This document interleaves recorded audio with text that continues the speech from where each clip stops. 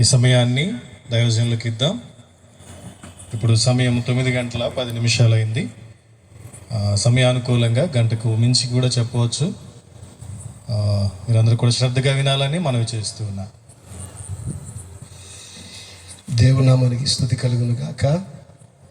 అందరం 2 చేతులు తీసి స్తోత్రం చెప్దామా? గట్టిగా చెప్తారు అనుకున్నాను, ఏదో మొత్తానికి బాగా దిగుల్లో ఉన్నట్టున్నారు. గట్టిగా ఒకసారి చప్పట్లు కొడుతూ అలాగే యేసయ్యకి స్తోత్రం చెప్తాం. హల్లెలూయా, దేవునికి స్తోత్రం, ప్రైజ్ ది లార్డ్. నేను వాక్యం వినటానికి సిద్ధంగా ఉన్నాను అని వాళ్ళు చేతులు ఎత్తండి. అలాగే కళ్ళు మూసుకోండి, అలాగే కళ్ళు మూసుకోండి. ఒక్క నిమిషం అందరం చిన్న మాట ప్రభువుని అడుగుదాం. చిన్న మాట దేవుని సన్నిధిలో ప్రార్థన చేసుకుందాం. నాతో మాట్లాడు ప్రభువా, నీవే మాట్లాడుమయ్యా.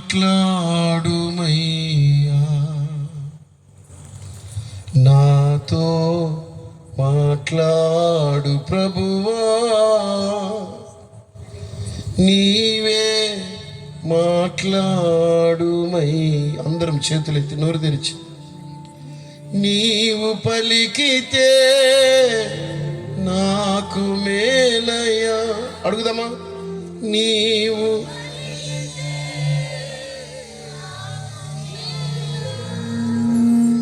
నీ దర్శనమే నాకు చాలయ్యా.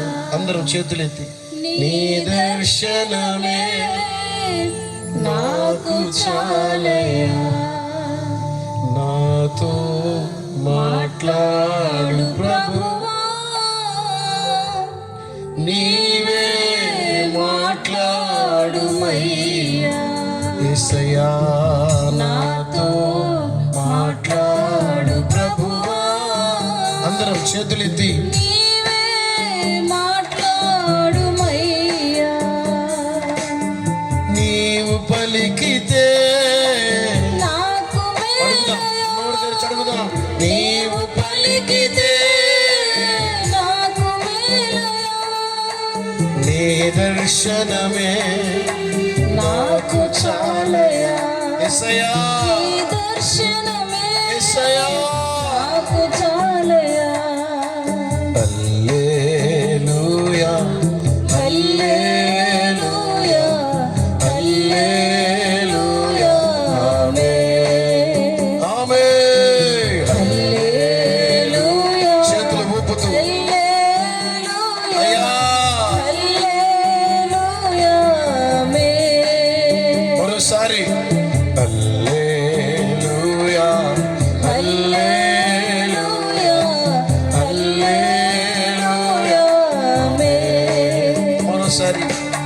నీవు పలికితే నాకు మేలయ్యా. యేసయ్యా, నీవు పలికితే నాకు మేలయ్యా. నీ దర్శనమే నాకు చాలయ్యా.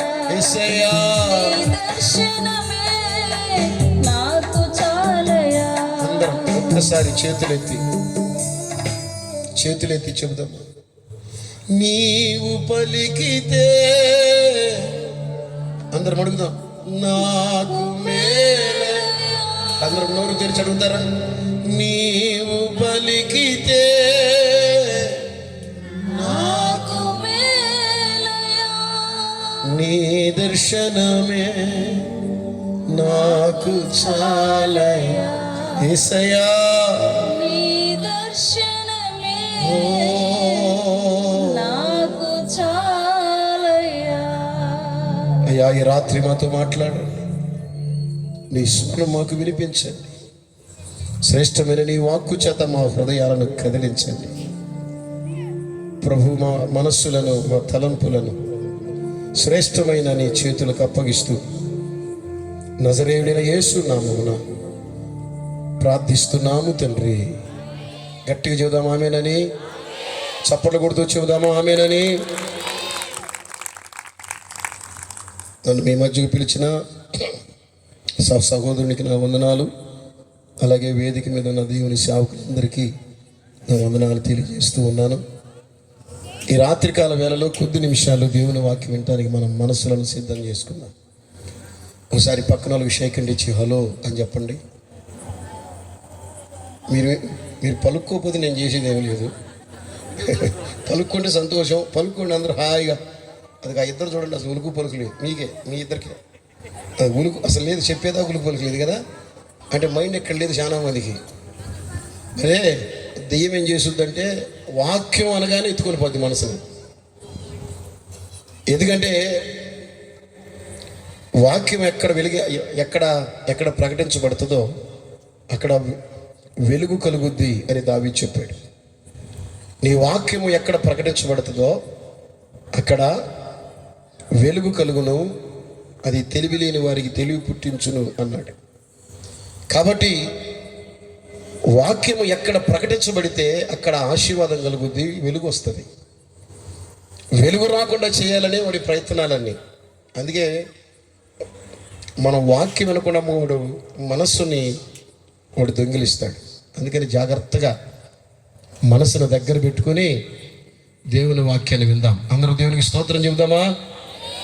వచ్చేనిగా రోమీయులకు రాసిన పత్రిక 14వ అధ్యాయం 12వ వాక్యాన్ని చదువుకుందాం. రోమీయులకు రాసిన పత్రిక చూడండి, 14వ అధ్యాయం 12వ వచనం. ఒకళ్ళు గట్టిగా చదవండి.